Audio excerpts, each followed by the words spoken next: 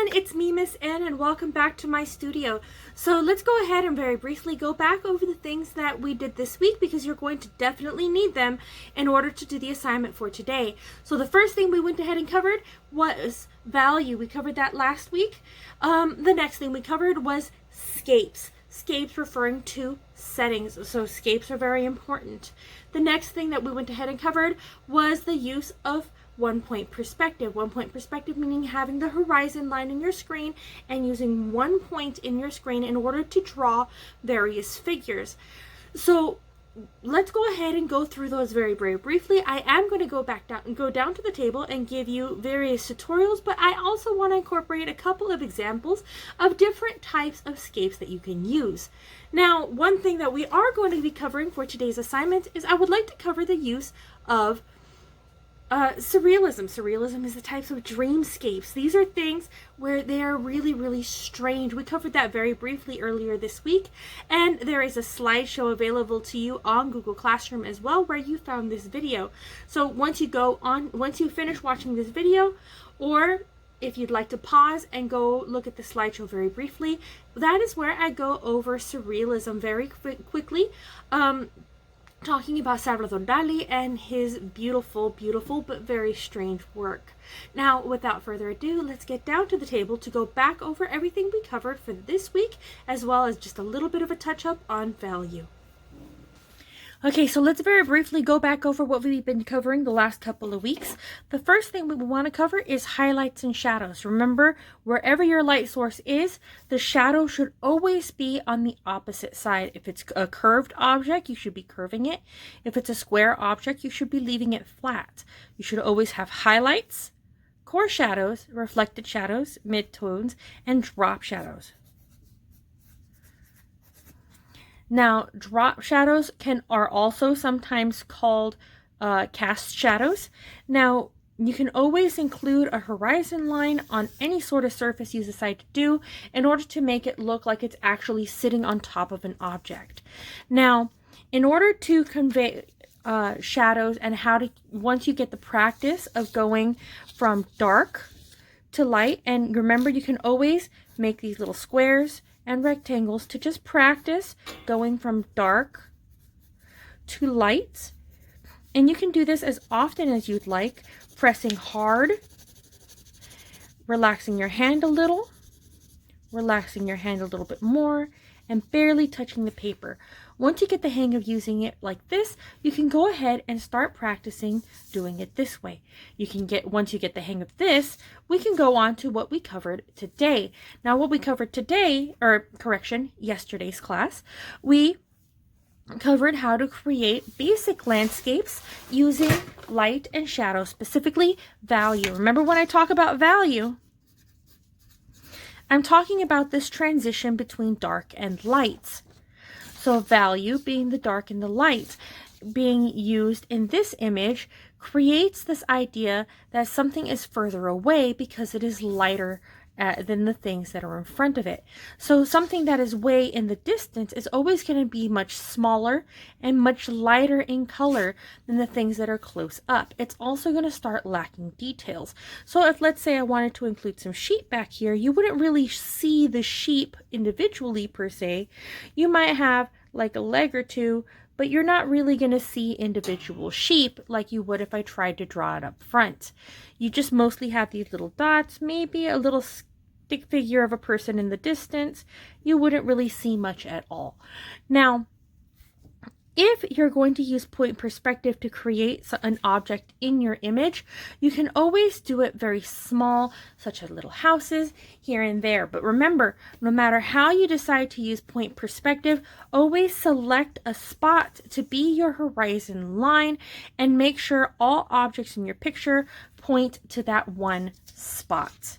So on that note, the closer it gets to that dot, the smaller it should get. Now, while I included some very large trees in the back, this would look much more effective if you did much smaller, tinier versions. Now remember, drawing trees can be as simple as making a little squiggly line and then filling in the space. Now you don't need excuse me, you don't need anything more complex. Now remember, if you wanted to try to include mountains or something like that, you can always do very simple forms, very simple shapes first. Oop, that just broke. New pencil. You do very simple shapes.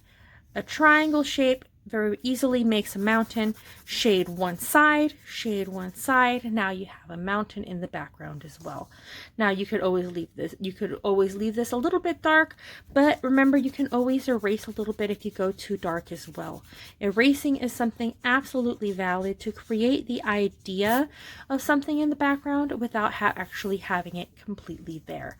Now, once you have this, remember, you need to turn this in today as well. You're not turning in today's assignment without your drawing from yesterday. You can add things, but you cannot take away. I need to be able to see that you have practiced using the trees and creating this value towards the distance. Now, as for the other things that we covered this week, we covered 1-point perspective, and for 7th grade, we covered 2-point perspective. So 1-point perspective for 6th grade.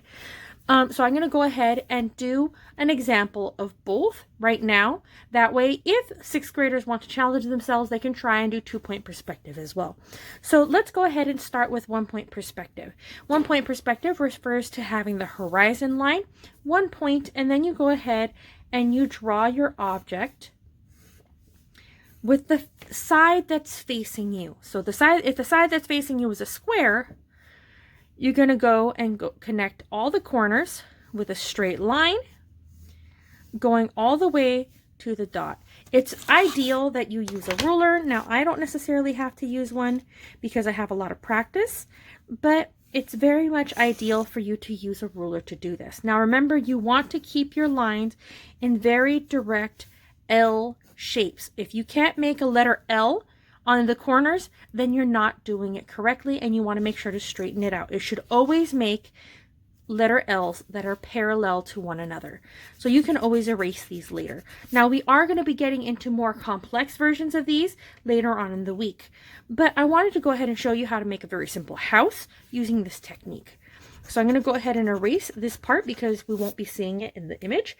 So again, you're going to use the side that's facing you, and I'm going to add a little triangle on top. This same corner will work for the roof, and then we can just go ahead and connect this dot to the side and then just slant the line right here, as those is another triangle. And again, you can use this to incorporate as many little houses as you want into your image. You don't have to, but it is recommended that you include something. Now, let's say you're doing 2-point perspective. I'm going to go ahead and flip this over. For those of you that want to try 2-point perspective, remember that if you are in 7th grade, this is what you should be included in your drawing. So you do the horizon line and you include 2 points. You're going to put a straight line up and down to make the corner of whatever it is you're drawing. So a 2-point perspective is fantastic for drawing from corners. 1-point perspective is great for drawing from the edge. Now, you can incorporate both if you want, but you need to have at least one type of perspective in your drawing. So the next thing you're going to do is you're going to connect the top of the line, bottom of the line to each dot. Top of the line, bottom of the line, top of the line, bottom of the line. Next, you're going to decide how big you want your shape. So I'm going to go straight up and down, straight up and down. Parallel lines are important. And then you're going to connect the top, again, top of the line goes across, and then you're going to go top of the line, goes across, and there is your cube. And just with what I was showing the other courses, for the 7th grade or 6th grade courses, if you want to draw a triangle up on the top, you just connect this top dot to one side to create your house, and you do a parallel line to turn this into a house. Now, at this point, you can go ahead and add doors. And I'll show you how to improve on these later on, but this should be able to give you some general idea on how to do it. Remember, if you want to include something further away, the further away it is, the smaller things are going to get. Now, Remember, I also want to see some sort of layering. Remember, with the big tree, it covers up a large portion of this section that we originally drew. So that should give you some idea of how to incorporate everything for today's drawing. Now, that being said, make sure you're looking through the slideshow for further instructions.